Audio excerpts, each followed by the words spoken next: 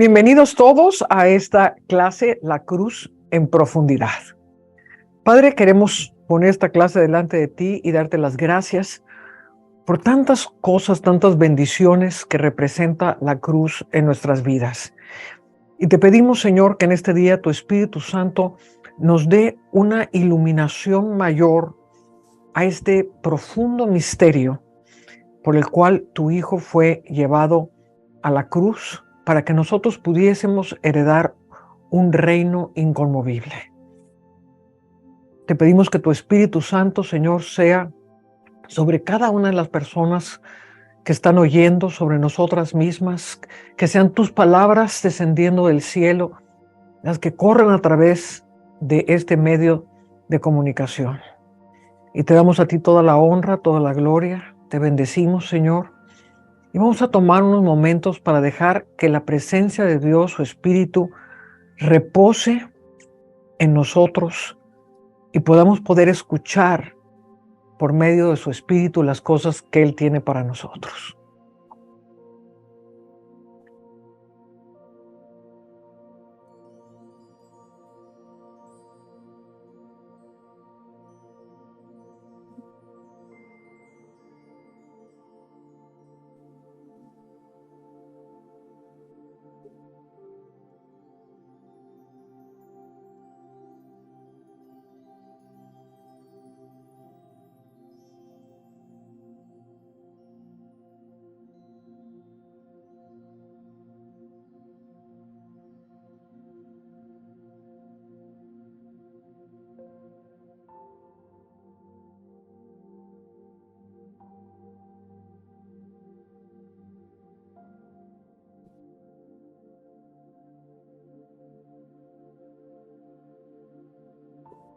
Bueno, pues empecemos nuestra clase.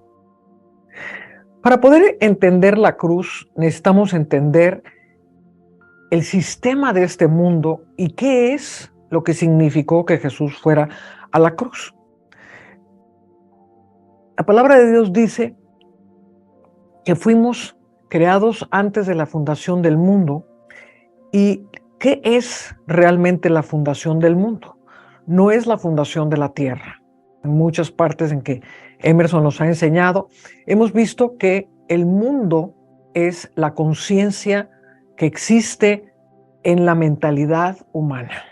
Y esta conciencia que se va formando a través de nuestras culturas, a través de cómo crecimos, de las circunstancias que rodearon nuestra primera infancia, van forjando en nosotros una conciencia, y a partir de esa conciencia nosotros vamos a edificar una personalidad que es en la cual nos vamos a sentir a gusto, o que nos vamos a sentir despreciados, o que nos vamos a sentir menores, o que vamos a sentirnos superiores, o lo que sea que cada quien forme.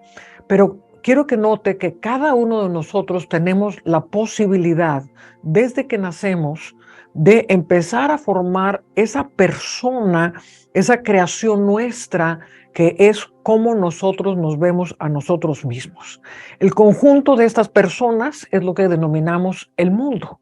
Entonces es la conciencia de la mentalidad humana en todas las naciones que se opone radicalmente a Dios. Entonces estamos viendo cómo la mentalidad, esta persona creada por mí, se va a oponer a todo lo que es el pensamiento de Dios, y esto es lo que produjo en un principio la separación primera entre el hombre y Dios. El hombre decidió darle credibilidad a la serpiente, darle credibilidad a que él podía ser como un Dios, y esto hace que Dios y el hombre se separen. A partir de ese momento, la naturaleza del hombre es una naturaleza carnal, es una naturaleza creada por el hombre mismo, creada por su psique y creada por toda la influencia de un mundo de tinieblas. Entonces, cuando Dios envía a Jesucristo, y vimos la semana pasada cómo Jesús tuvo que crucificar su psique en el jardín de Getsemaní. Él tuvo que crucificar toda la mentalidad que implica el ser un ser humano separado de Dios. Entonces, este es el gran conflicto que lleva a Jesucristo a la cruz. Entonces dice la palabra de Dios, vamos a abrir la escritura, en 1 Corintios capítulo 2. Y aquí está hablando Pablo en una manera muy singular. Dice, empezando el versículo 1. Así que, hermanos, cuando fui a vosotros para anunciaros el testimonio de Dios, no fui con excelencia de palabras de sabiduría, pues me propuse no saber entre vosotros cosa alguna, sino a Jesucristo y a este crucificado. Entonces aquí estamos viendo una diferencia entre la mentalidad que Pablo va a escoger. No quiero hablarles a ustedes con sabiduría humana. No quiero hablarles a ustedes, él estaba hablándole a los corintios, le estaba hablando a Grecia, a una mentalidad racional, de una mentalidad que había levantado el ego, que había levantado el raciocinio del hombre, que había levantado el humanismo. Entonces no podía entrar con la misma mentalidad que ellos, porque eso es donde anulaba completamente el poder de la cruz. Entonces dice, me he propuesto no saber otra cosa sino a Cristo crucificado. Y dice, y estuve entre vosotros con debilidad y mucho temor y temblor. Y ni mi palabra ni mi predicación fue con palabras persuasivas de humana sabiduría, sino con demostración del Espíritu y del poder, para que vuestra fe no esté fundada en la sabiduría de los hombres, sino en el poder de Dios. Entonces aquí vamos a ver esta diferencia. O la fe está fundada en la sabiduría, en el conocimiento de qué tanto conozco, qué tanta teología tengo, o está fundada realmente en el conocimiento de Cristo y lo que implicó que él pudiese ir a la cruz.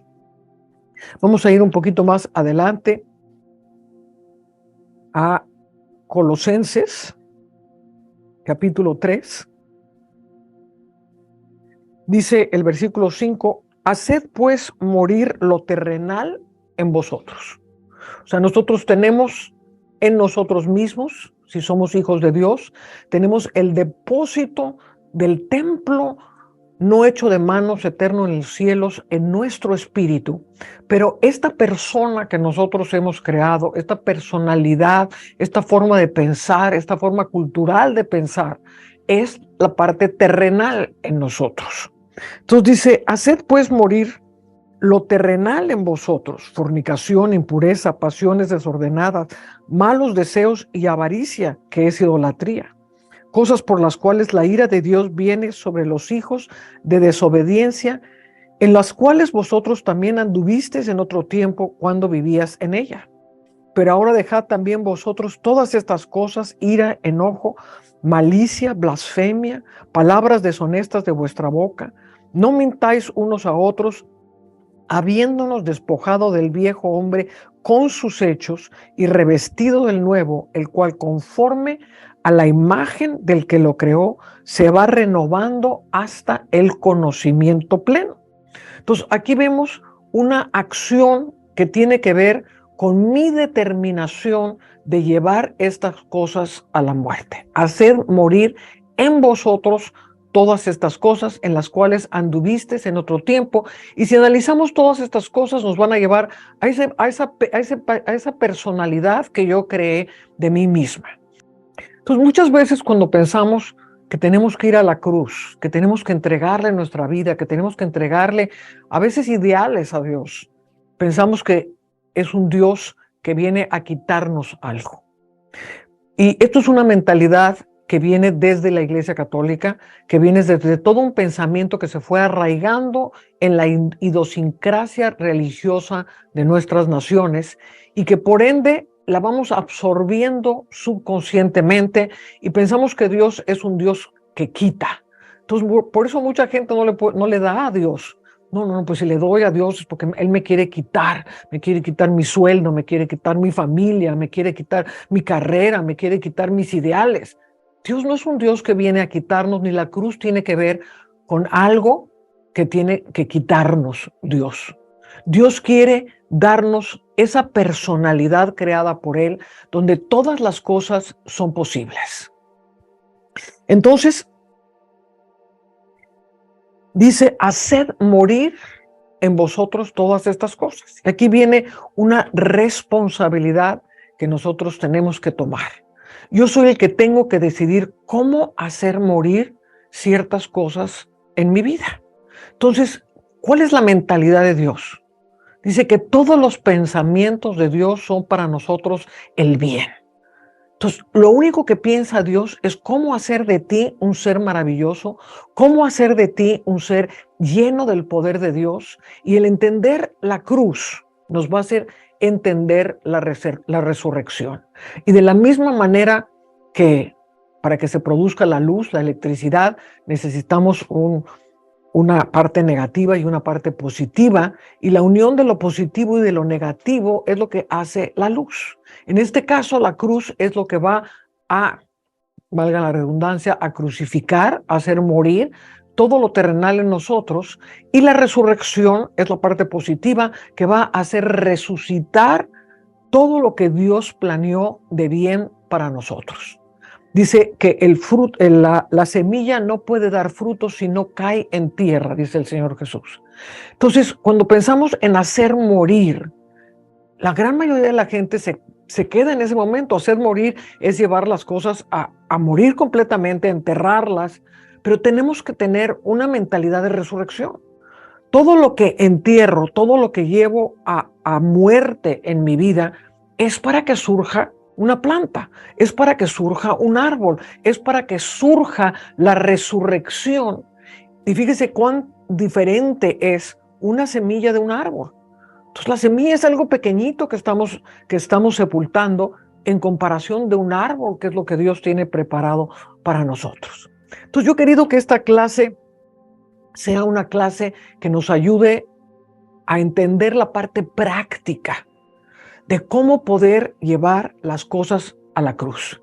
Y para esto tengo que tener responsabilidad.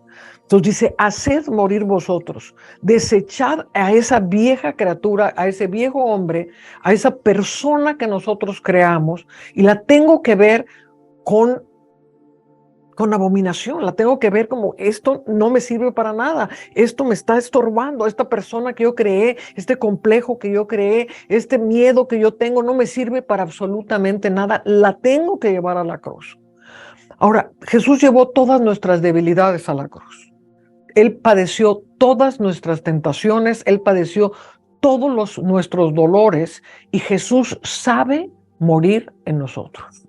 Y esto es una de las llaves más poderosas para entender la cruz. Dejar que Jesús en ti te ayude a morir a esas partes que tú creaste de tu persona, que el mundo influenció sobre tu persona, y que el poder de Jesús crucificado dentro de nosotros, y aquí es donde está el gran poder de poder comer de su carne y beber de su sangre, porque al hacer esto es su mismo poder. Es Cristo en nosotros, sabiendo llevar la muerte, la que nos puede ayudar a llevar la muerte de todas las cosas en nosotros mismos. Y le voy a dar ahorita el lugar a mi hija Ana para continuar esta clase, y yo luego me sumo al final con otros pensamientos que van a ser sumamente poderosos para ustedes. Muchísimas gracias, mamá. Y es súper interesante este tema porque ¿por qué hay tanta gente que tiene tanto miedo de ir a la cruz? O sea, todo lo que tú estabas mencionando, o sea, ¿qué es lo que realmente significa para nosotros morir? ¿Qué es lo que realmente significa para nosotros pasar por la cruz? ¿Y por qué es tan importante no solamente entender este proceso, sino vivirlo, ¿no? Y quizás la respuesta más rápida, lo acabas de decir ahorita, mamá, si quieres vivir en la luz de la resurrección, pues primero tienes que morir, porque no puedes resucitar si no mueres primero. O sea, uno es consecuencia del otro. Este positivo y negativo que suceden en la cruz y después de haber pasado por la cruz, ¿no?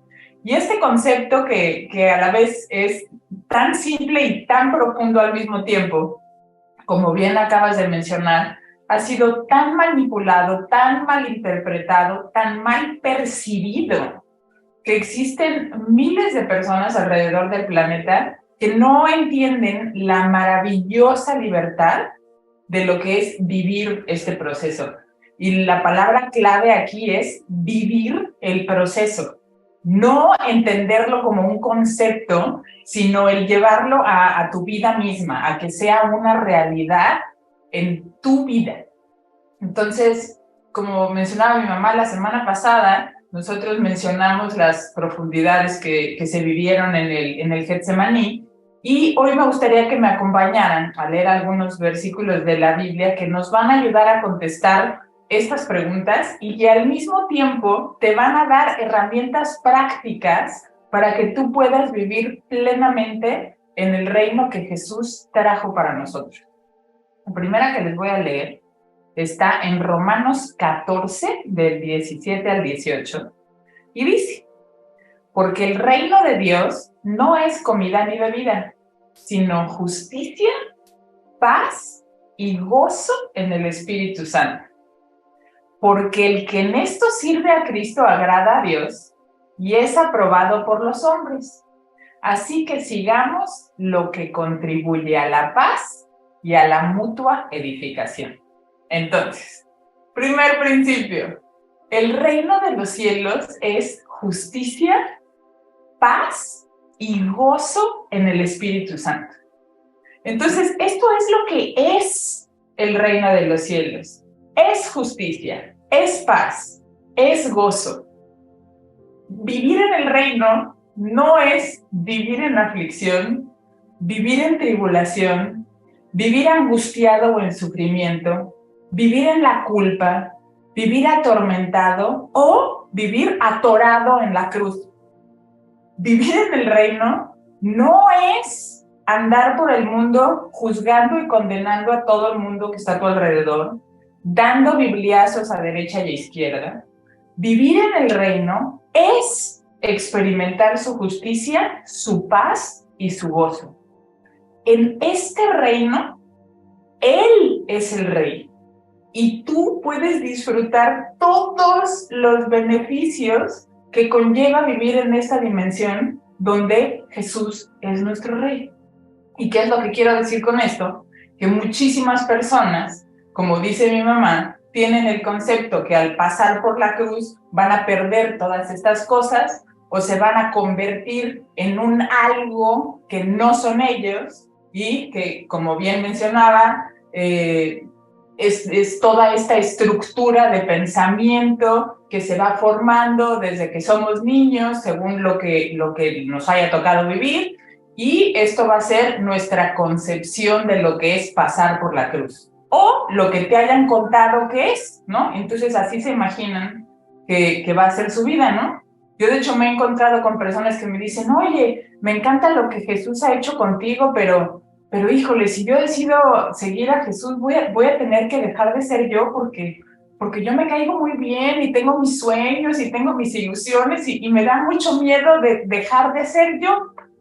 Y lo primero que me gustaría establecer y que tuvieras súper claro, esta es una herramienta clave, es que, como leemos en la carta a los Efesios, sabemos que Él nos escogió en Él desde antes de la fundación del mundo para que fuésemos santos y sin mancha delante de Él. Cuando nosotros salimos de su corazón, salimos únicos e irrepetibles. Saliste del corazón de papá con cualidades, con talentos, saliste con dones que la gran mayoría de las veces no somos ni capaces de imaginar que tenemos.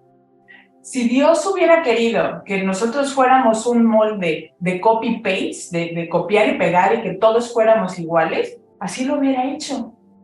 Pero Él ama todo eso que te hace ser único e irrepetible, porque Él así te creó. Entonces, quítate de la cabeza que el pasar por la cruz te va a convertir en una repetición de alguien más. Pasar por la cruz te va a devolver a la esencia de quien realmente tú eres cuando estás en Él. Dios es ilimitado. No creas por un segundo que quiere que te conviertas o en Juan el Apóstol, o en Francisco de Asís, o en Martín Lutero.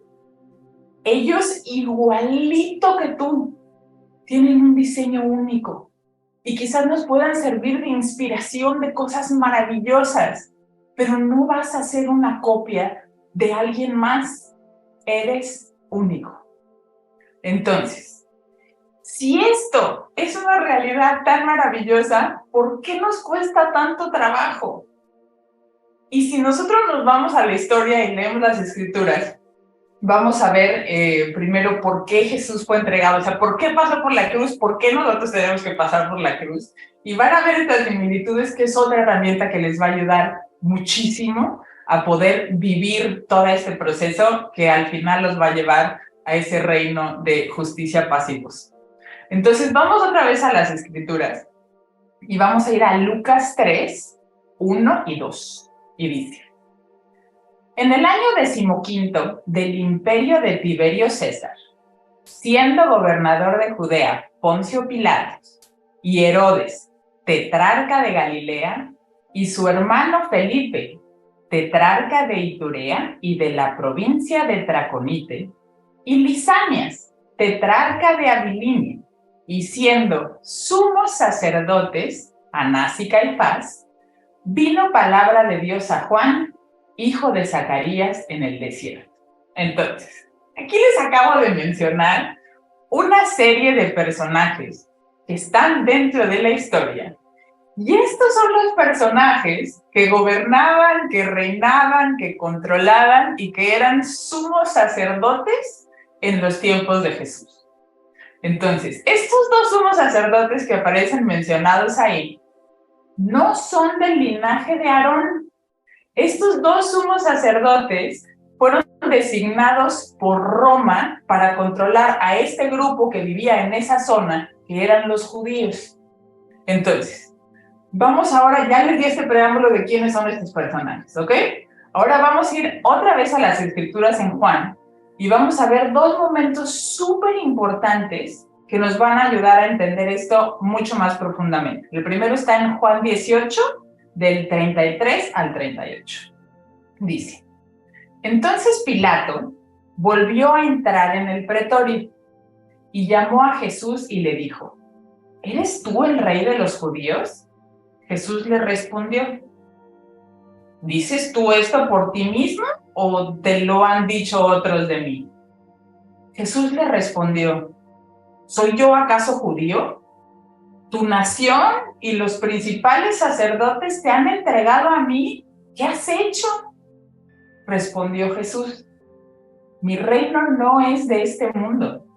Si mi reino fuera de este mundo, mis servidores pelearían para que yo no fuera entregado a los judíos, pero mi reino no es de aquí. Le dijo entonces Pilato: ¿luego eres tú rey? Respondió Jesús: tú dices que yo soy rey. Yo para esto he nacido y para esto he venido al mundo, para dar testimonio de la verdad. Todo aquel que es de la verdad oye mi voz. Y le dijo Pilato: ¿qué es la verdad? Y cuando hubo dicho esto, salió otra vez a los judíos y les dijo: no hay en él ningún delito. Bien. Preámbulo. Cuando el hombre cae y nosotros caemos en pecado y nos separamos de Dios, pasa todo esto que nos explicó mi mamá, de que nuestra alma caída se vuelve este diosecito con D minúscula de nuestra vida. Y nosotros nos vamos a convertir en los reyesitos y sacerdotitos, reyesitos y señorcitos de nuestra vida, de nuestra burbuja, de nuestros pensamientos y de nuestras decisiones. Y en la medida que vamos a ir creciendo, como ya mencionamos varias veces, según nuestras circunstancias, según el mundo en el cual hayamos crecido, se va formando esta morada espiritual que es mi mundo, que es completamente ajeno a la presencia de Dios y donde nosotros vamos a ir construyendo todas las barreras, todas las murallas, todos los castillos de este pequeño reino que está completamente separado de nuestro Padre. Entonces, dentro de este mundo, nuestra alma, que es la que gobierna y señorea, como bien sabemos, nos va a llevar a los más terribles infiernos de soledad, de temor, de ego, de orgullo, de drama, de victimización. Todos hemos pasado por ahí, sabemos perfecto de lo que les estoy hablando. Y es un reino en donde lo que menos hay es justicia, paz y gozo. Eso no lo vamos a encontrar en nuestro pequeño y limitado mundito que nosotros nos creamos. Entonces, ¿qué pasa? Viene Jesús, el Verbo se hace hombre, toma en él mismo todos los pecados y todas las limitaciones y te dice, ven, sígueme, deja tu mundito ilimitado. En ese momento tu alma, igual que hicieron estos sacerdotes con Jesús, dice, espérate. Oye, Roma, aquí hay uno que dice que es rey. No podemos permitir esto. Y tu alma se empieza a revelar. Todo tu yo, todo lo que tu personalidad limitada ha ido creando, se tiene que rendir y tiene que doblar la rodilla ante el rey que es rey ante todo rey. Pero ese mundo ilimitado, ese mundo lleno de temor, lleno de barreras, lleno de murallas donde tu alma reina, es tu lugar habitual. Y ahí te sientes cómodo. ¿Has oído el dicho que dice que más vale malo conocido que bueno por conocer? Así viven millones de personas, ahogadas en su mundito ilimitado, lleno de tinieblas, por el temor de dar ese salto a lo desconocido para ellos y rendirse ante la cruz de Jesús. Entonces, si continuamos en estas escrituras que acabamos de leer, en este diálogo que leímos entre Pilato y Jesús, Jesús le dice a Pilatos, tú dices que yo soy rey, yo para esto he nacido y para esto he venido al mundo, para dar testimonio de la verdad. Todo aquel que es de la verdad oye mi voz. ¿Por qué Pilatos no oía su voz? La respuesta de Pilatos es la verdad. Pilatos no era de la verdad. Tenía al Verbo mismo parado enfrente y no era capaz de ver la verdad. Si leemos en Juan 3, 19 y 20, dice, y esta es la condenación, que la luz vino al mundo y los hombres amaron más las tinieblas que la luz, porque sus obras eran malas. Porque todo aquel que hace lo malo aborrece a la luz y no viene a la luz para que sus obras no sean reprendidas. Porque amamos más las tinieblas que a la luz. Porque en ese pequeño mundito limitado y muy bien conocido por nuestras almas, en donde esa almita diminuta es reina, sabemos claramente que estamos cubiertos por las tinieblas. Y muchas veces preferimos no pasar por la cruz para no tener que dejar eso que nosotros pensamos que nos da una satisfacción y que si en realidad le ponemos profundidad, nos vamos a dar cuenta que todo eso que según nosotros nos da una satisfacción, en realidad nos da una esclavitud terrible y vivimos en una esclavitud terrible a consecuencia de lo que nosotros pensamos que necesitamos. Piénsalo. Esa necesidad de controlar absolutamente todo a tu alrededor te hace esclavo, te llena de angustia, te llena de carencias y nada de lo que tú puedas buscar en esta dimensión va a lograr saciar esa sed que solo se va a saciar con el agua de vida que es Jesús. Entonces, el primer paso, el primerito para pasar por la cruz es el arrepentimiento. Mateo 4:17 está Jesús hablando y dice, arrepentíos, porque el reino de los cielos se ha acercado. Arrepentíos, el arrepentimiento de todo lo que en tu corazón sabes que está lleno de tinieblas. Y con todo tu corazón, pídele al Padre, Señor, yo sé que en mi pequeño y limitadito mundo que está tan desordenado y tan vacío, te pido que hagas la luz en mí. Te pido que separes las tinieblas de la luz. Te pido que la luz ilumine mi entendimiento para poder quien soy en ti. Quiero ser quien soy en ti. Y así como decía mi mamá, esta semilla que va a caer en la tierra para que pueda nacer ese árbol, esa semilla tiene que morir a todo lo externo, tiene que morir a sí misma. Esta es la muerte por la que hay que pasar para poder vivir en el reino de Dios y poder vivir en la luz de la resurrección. Hay un dicho que me fascina, que dice que si tú agarras el huevo de una gallina y lo rompes desde afuera, lo que estás haciendo es matar la vida que hay dentro de él. Eso es el sistema que hace la religión y el sistema de este mundo. Te hacen creer que si sigues todos los sistemas externos, toda la listita de cosas que tienes que hacer, vas a poder cambiar lo que está dentro de ti. Y en realidad lo único que están haciendo es romper el huevo desde afuera y matándote, asfixiándote. Pero cuando es Jesús, cuando es el mismo verbo al cual tú invitaste a que separara las tinieblas de la luz dentro de ti, y es Él dentro de ti el que está viviendo, el que está transformando todo desde adentro, entonces ese cascarón desde adentro empieza a romperse y va a dar como resultado una nueva vida. Y así como ese pequeño pollito que acaba de salir, esa nueva vida, ese nuevo mundo que está en el exterior, poco a poco te vas a ir transformando desde adentro hacia afuera. Este cambio no va a ser brutal y abrupto, va a ser poco a poco. Dios va a ir transformando un área por área. El Padre conoce perfecto tu corazón y en la medida que tú vivas este maravilloso proceso, te vas a dar cuenta cómo de repente va a haber un área que tú tenías completamente olvidada, que tú tenías allá en el fondo y que de repente, ¡ay! Yo seguía siendo rey de esta zona.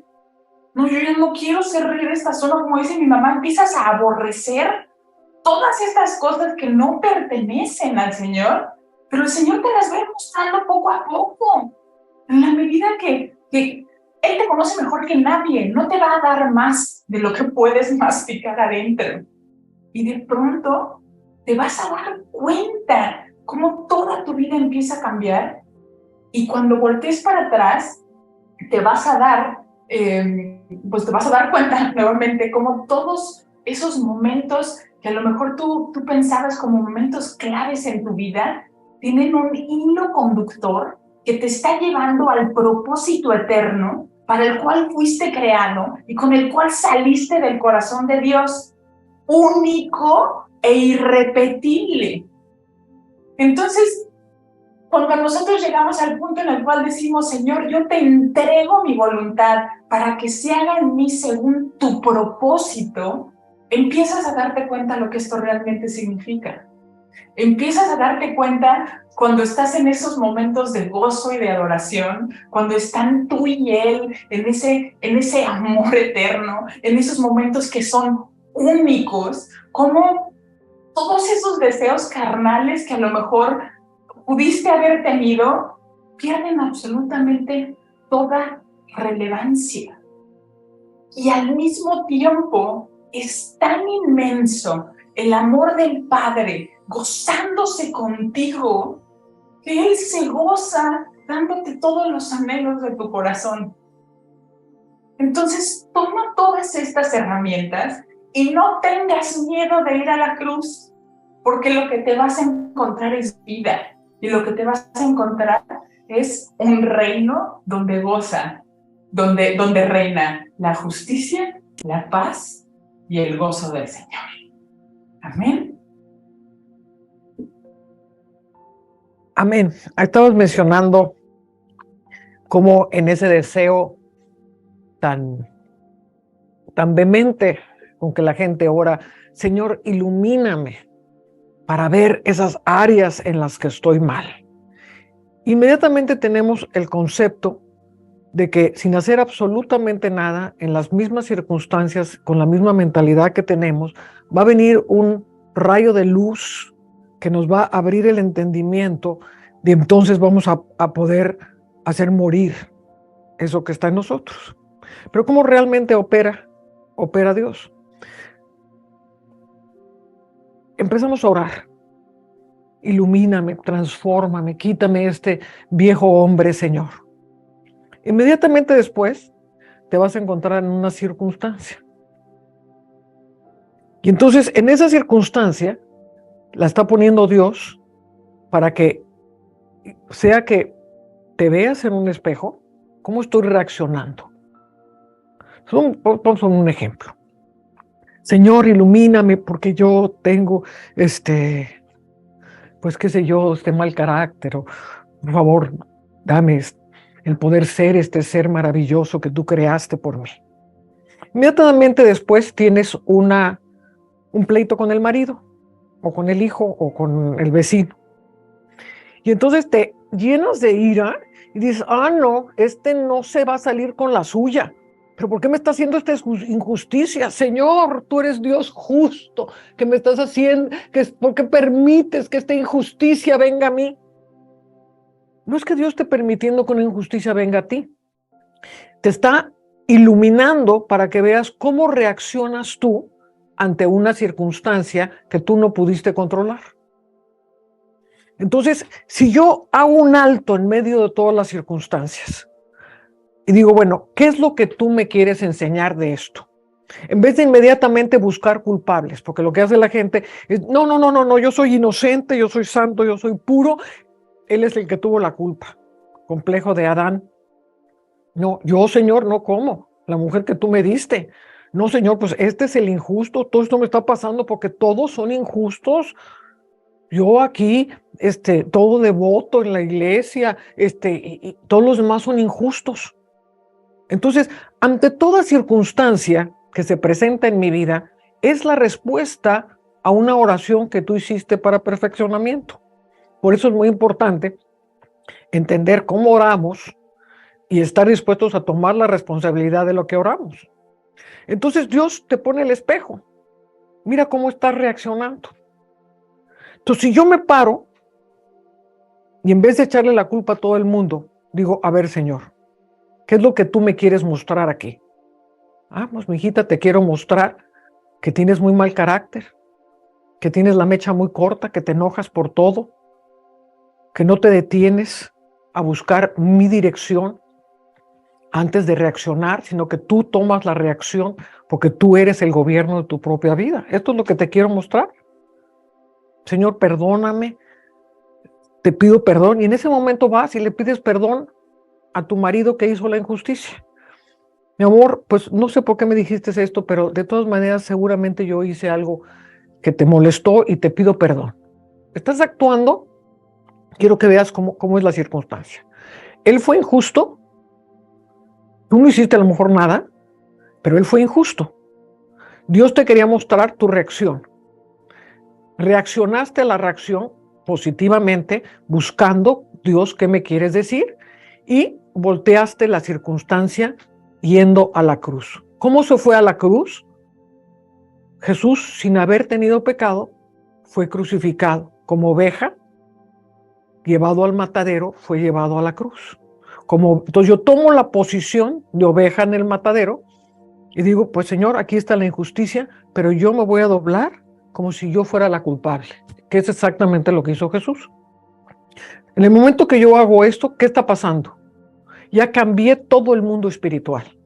Y en ese momento, el marido que te había hecho la injusticia, pues reacciona, a lo mejor al principio reacciona como diciendo, bueno, finalmente me dio la razón, pero al final, Dios va a transformar esa injusticia en justicia, porque el reino de Dios es justicia, y Él inevitablemente, cuando tomo el lugar del cordero en el matadero, inevitablemente la justicia se va a manifestar en mi vida. ¿Me estás entendiendo? Entonces, hay circunstancias que se presentan en nuestras vidas por la razón de que Dios nos quiere llevar a una madurez, por la razón de que Dios nos quiere llevar a morir ciertas áreas que a lo mejor son completamente invisibles de nuestro carácter, de nuestra personalidad, de esa persona que nosotros creamos y que necesitamos una circunstancia que nos permita verla. Entonces, hay circunstancias que vienen a nosotros para que podamos entrar en un nivel mayor de entendimiento y poder ver esas áreas que nos son invisibles. Entonces, vamos a suponer que vamos creciendo en Cristo y llegamos a un cierto nivel donde ya nos sentimos, no, pues aquí ya domino todo, ya a lo mejor tienes una iglesia, a lo mejor tienes un grupo familiar, a lo mejor estás en un ministerio profético, lo que sea que estés. Y te empiezas a sentir muy a gusto. No, pues ya sé cómo hacer las cosas, ya esto lo hago 1, 2, 3, 4, todo me está saliendo bien y de repente Dios pone una circunstancia, ¡pa!, que te viene a sacudir todo el mundo en el que estabas. ¿Por qué viene esa circunstancia? Porque en ese conformismo, en que ya sabes cómo hacer todas las cosas, inconscientemente empiezas a dejar de depender de Dios, que es lo que le pasa a muchas iglesias. Ya saben cómo predicar, ya saben cómo funciona, ya saben todo el organigrama eclesiástico y poco a poco el activismo le va quitando el lugar a Dios. Entonces Dios necesita traer un sacudimiento para que esa persona, ese ministro, vuelva a poner sus ojos en Dios. Entonces no es que Dios sea una persona injusta y que digas, ay Señor, ¿por qué me está pasando esta cosa tan terrible? Porque a lo mejor dejaste de poner tus ojos en Dios y te empezaste a conformar en lo que ya sabías acerca de Dios. Es muy fácil hacer un sistema de lo que ya conocemos de Dios.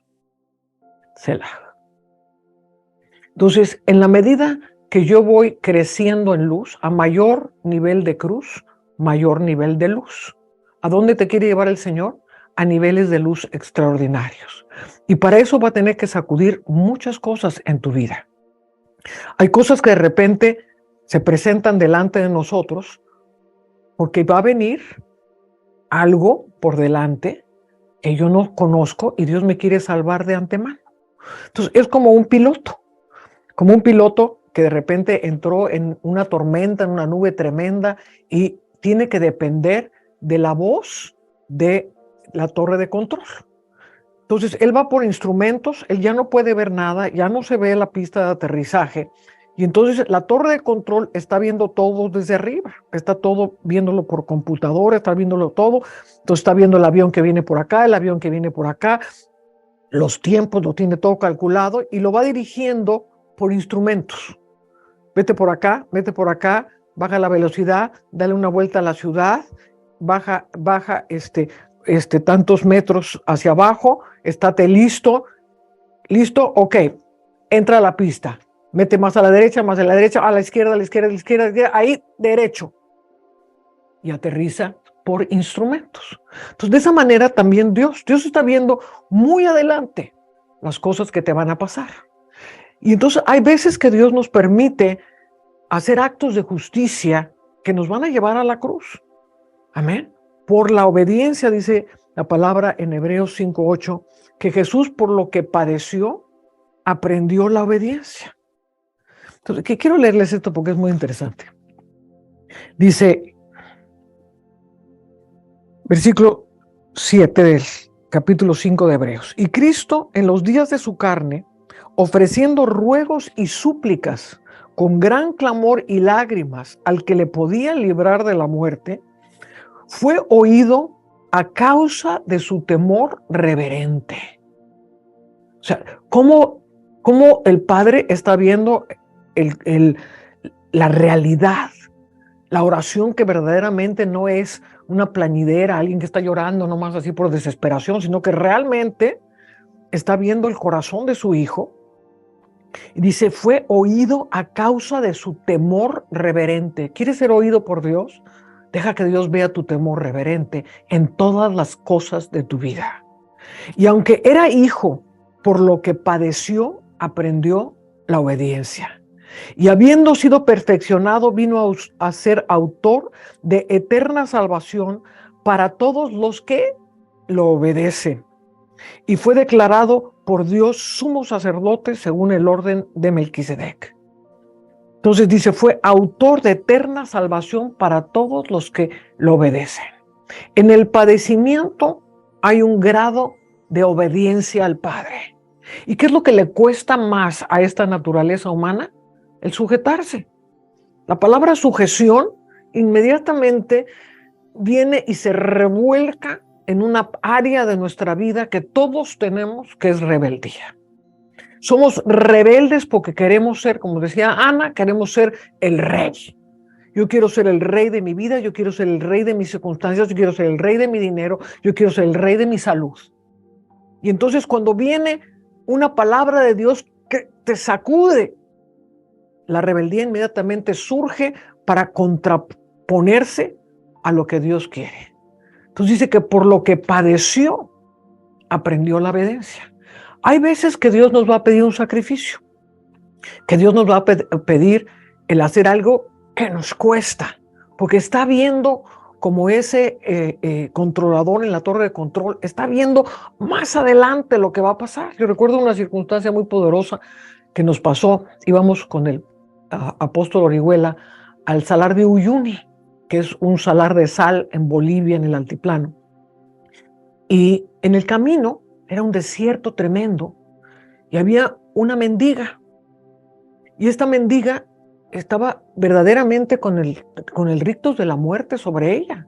Ahora, Bolivia es un lugar de mendigos, o sea, hay mendigos por todas partes. Entonces, uno no se para con todos los mendigos porque no llegarías a ningún lugar. Sin embargo, el Señor nos dijo, ayuden a esta mujer. Íbamos con prisa, podíamos haber dicho, Señor, pues es una mendiga más. Íbamos con prisa, porque ya se nos estaba cayendo la noche, y yo le dije a Fernando, para el carro, porque es importantísimo ayudar a esta mujer. Bueno, total, le dimos de comer, le dimos una ofrenda, oramos por ella. Bueno, todo lo que pudimos de nuestras fuerzas hacer, lo hicimos por ella para que tuviera un sustento. Nos seguimos adelante. 24 horas después, estábamos perdidos en el salar de Uyuni, se había descompuesto el carro, no había posibilidad de salvación, la temperatura iba a bajar a 20 grados bajo cero y teníamos que caminar más de 100 kilómetros para llegar a cualquier lugar donde pudiéramos ser ayudados. O sea, estábamos al borde de la muerte, igual que estaba esa mujer.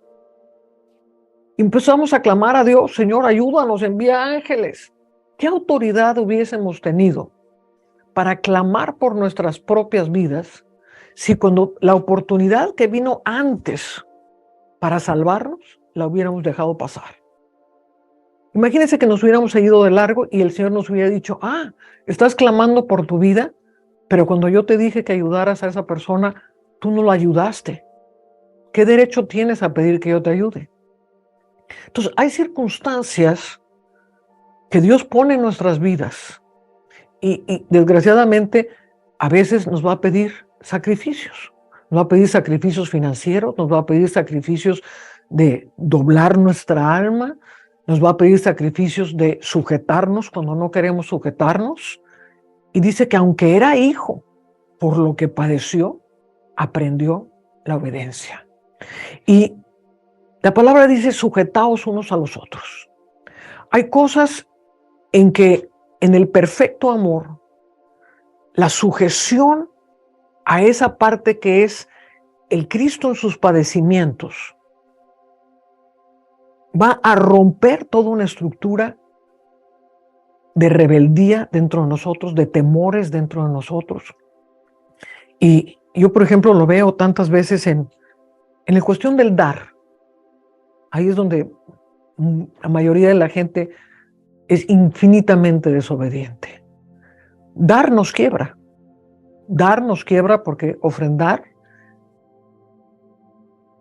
a lo mejor si Dios te pide una gran ofrenda, dices, pues Señor, eso iba a ser para mis vacaciones, Señor, pues eso iba a ser para pagar la escuela de mi hijo, no Señor, esto iba a ser para pagar pues una cirugía que yo me quería hacer. Y esas finanzas a lo mejor representan sueños y cosas, pero también representan ataduras. Y En las circunstancias donde Dios nos pide sacrificios, ya sea de obediencia, ya sea de doblegarnos, ya sea de dar algo, ya sea de negarnos algo, es donde se abren dos caminos, donde yo soy rey o Él es rey. Y la cruz necesariamente te tiene que llevar a que Él sea rey. Hay gentes cuyas finanzas son el mayor estorbo de su vida. Y Dios a veces te va a decir, pues necesito que me des todo lo que tienes. ¿No se lo dijo eso al joven rico? A veces Dios te dice, no, estás dependiendo demasiado de tu sueldo. Dame tu sueldo, porque quiero que dependas de mí. A lo mejor Dios te está diciendo, no, pues tienes demasiado arraigado el estar al último grito de la moda. Quiero que no te vuelvas a comprar un vestido en un año. O sea, cosas que Dios te puede usar. Yo recuerdo cómo Dios empezó a tratar en mi vida. A mí me gustaba estar así muy fashion, y mis joyitas y todo. El Señor me dijo, no quiero que uses joyas. Por más de 2 años, Dios me dijo, no quiero que te compres un solo vestido que cueste más de $20. Ok, Señor. Regalé todas mis joyas y por 2 años usaba vestiditos que me compraba en el mercado. Pasados 2 años, Dios había completamente hecho morir en mí cualquier dependencia a la moda, cualquier dependencia al aspecto exterior de mi persona. Dijo, ahora ya te puedo vestir como reina. Ay, Señor, pues ya no me interesa tanto. Pero igual, ve y cómprate un vestido lindo. ¿Sí me entiendes cómo las circunstancias las va poniendo Dios? Y hay veces, o como la viuda de Sarepta, que llega el profeta Elías y le dice, pues, ¿qué tienes? Pues nada más tengo aquí este poquito de harina y este poquito de aceite. Prepara una torta y dámela a mí. Pero nos íbamos a comer esta torta mi hijo y yo, y es lo único que tenemos, dámela a mí. Entonces, era el profeta Elías un egoísta que estaba viendo a la pobrecita viuda con su hijo y los iba a dejar morir porque él tenía que comerse la torta. En ninguna manera. ¿Por qué le estaba pidiendo la torta? Porque al darle la torta a él, se le iba a multiplicar la harina y se le iba a multiplicar el aceite, y en medio de la hambruna más terrible que tuvo Sarepta, esa viuda fue la que sobrevivió. Entonces hay cosas que Dios nos pide antes de que nos venga una circunstancia más terrible, porque Dios nos quiere librar de esa circunstancia. Pero para eso tenemos que entender que Dios nos va a llevar a ciertos padecimientos para poder, a través de ese padecimiento, salvarnos de circunstancias o llevar a la muerte cosas de las cuales dependemos tanto en el sistema de este mundo. Tanto la gente depende del sistema de farmaqueia, de los doctores, y que si el doctor me dijo, y que si esto está pasando en el mundo, y que si las conspiraciones mundiales, y que si el COVID, y que si esto, y vive, ¿eso qué es? Es el sistema de este mundo. Mi reino no es de este mundo. ¿Cuál es la verdad? Dime, Jesús, ¿cuál es la verdad? Le dijo Pilato. La verdad es que mi reino no es de este mundo. Y los que oyen mi palabra, esos son los hijos de la verdad. Y los que están atentos a mis palabras, y los que están atentos a que el vaso se rompa para que yo pueda hacer un vaso nuevo, esos son los hijos de verdad. Los que permanecen en la ira, los que permanecen en la fornicación, los que permanecen en la pornografía. Le estoy hablando a alguien en este momento que se piensa santo, que piensa que puede irse arrebatado a las dimensiones celestiales y está pegado a la pornografía. Y el Señor te está diciendo a ti en este momento que si tú no dejas eso, tu vida está en peligro. Y Dios quiere salvar tu vida. Y tantas cosas que Dios nos quiere salvar, tantos divorcios que Dios quiere salvar. Pero la gente no da el brazo a torcernos porque esta es mi justicia, porque yo tengo que tener la razón, porque yo. Y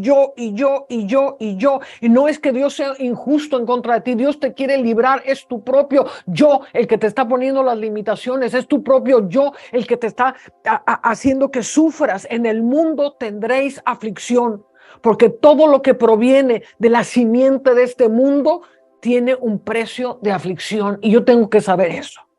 Por eso Jesús dijo, tengo que llevar todo este sufrimiento, tengo que llevar toda esta tribulación que significa el sistema de este mundo, lo tengo que llevar a la cruz para todo aquel que venga a mí, poderle dar la respuesta, poderle dar el poder, poderle dar la luz que lo va a librar, que lo va a hacer caminar por caminos rectos, donde solo hay bendición, donde se experimenta mi justicia, mi paz, mi gozo. Esto es lo que anhelo para ti, pero necesitas quebrar toda esa parte de ti que te está estorbando y que la tienes idolatrada. Selah, Selah, Selah. ¿Cuántas veces Dios no me ha pedido a mí el ministerio? Señor, está mi ministerio. Ahí están las grandes plataformas de este mundo. Yo he estado en las más grandes plataformas con los más grandes predicadores del mundo. Y Dios me lo pidió. Dame las grandes plataformas. Ahí están las grandes plataformas. Porque voy a hacer algo mucho más importante que tiene que ver con peso eterno que estar en las grandes plataformas.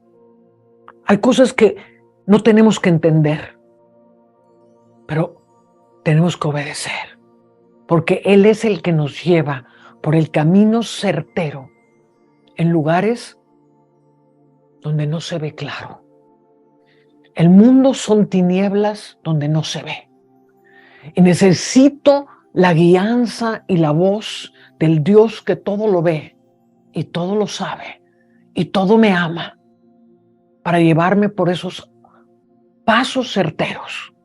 Porque hay caminos que al hombre le parecen buenos, pero su fin es camino de muerte. Y de esos caminos de muerte es que Dios te quiere liberar. Santo, santo. Padre, en esta hora voy a invitar a Ana que esté con nosotros. Santificamos, Señor, este pan y este vino, símbolo de tu sangre y de tu cuerpo, Señor. Y te pedimos, Señor, por el poder de la cruz, que tú nos ayudes a morir a esas áreas que nos son estorbo. Queremos ir creciendo de gloria en gloria, queremos ir creciendo, Señor, en la semejanza de aquello que tú diseñaste para cada uno de nosotros, Señor. Y el valor que tú tuviste para afrontar la cruz, para padecer, que aún clamabas con gran clamor y ruegos, pero decidiste obedecer, Señor. Que el poder de la obediencia que procede de la cruz se manifieste en nuestras vidas. Que nos des los ojos para ver en medio de cada circunstancia qué es lo que tengo que aprender. Porque aún en las palabras injustas más terribles que se digan en contra nuestra, hay una parte de verdad que tengo que tener la humildad de decir, ¿dónde está esa partícula? ¿Dónde está esa partecita donde sí soy responsable? El comer de este cuerpo, Señor, que fue crucificado por nosotros, Señor, y que nos une cada vez más, Señor, a tu presencia, a tu persona, a tu mente, Señor.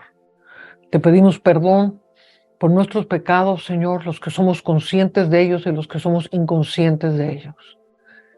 Que nos limpies de todo pecado, que nos guíes a toda verdad, Señor, y que podamos ser verdaderos embajadores de la cruz, verdaderos embajadores de la resurrección y de tu reino. Bebamos juntos, comemos de este pan y bebamos de este vino, en el nombre de Jesús. Amén.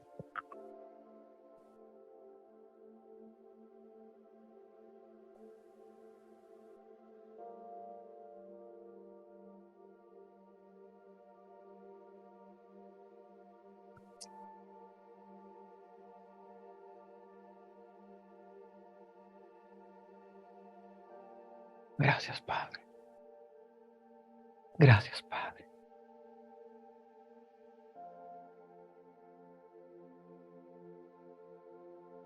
Habla al corazón, Señor. Habla al corazón de cada persona en el lugar donde cada persona lo necesite.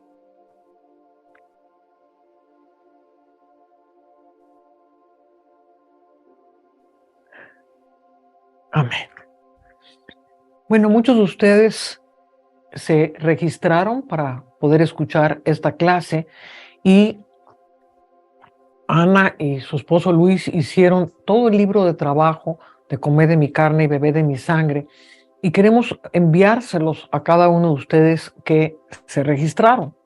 Por eso es importante que se registren, porque si queremos mandarles algo a ustedes, no lo podemos hacer si simplemente nos ven, pero no tenemos sus emails o no sabemos quiénes nos están viendo. Entonces, si usted quiere recibir gratuitamente este trabajo de Ana y de Luis, que lo hicieron con tanto amor para todos ustedes, por favor, regístrese en Eventbrite a través de nuestra página web para que nosotros podamos mandarle este regalo tan precioso que han preparado ellos. Y yo también quiero pedirles a todos ustedes que honren este trabajo, que usted pone delante de Dios este trabajo que se ha hecho, el trabajo que hacemos por ustedes, y quiere honrar a Dios y quiere honrar a estos siervos que tan lindos han trabajado para ustedes. Entonces pueden ofrendar de su corazón y será grandemente bendecido de parte de Dios. Amén. Bueno, también queremos anunciarles que en la primera semana de enero, el 4 de enero, miércoles 4 de enero, empezamos otra vez con la tercera temporada de Encuentros del Séptimo Tipo. ¿Y qué son Encuentros del Séptimo Tipo? Es llevarlos a las dimensiones, a las profundidades en el reposo de Dios. El séptimo tipo lo pusimos por causa del séptimo día, que es el símbolo del reino de Dios, y cómo queremos llevarlos a estas dimensiones espirituales. En estos encuentros es un diálogo profético entre 4 profetas que estamos discerniendo temas sumamente profundos y que le van a ser de gran bendición. Entonces también los esperamos los miércoles a partir de enero 4. Bueno, pues que el Señor les bendiga. Ana, Dios te bendiga profundamente.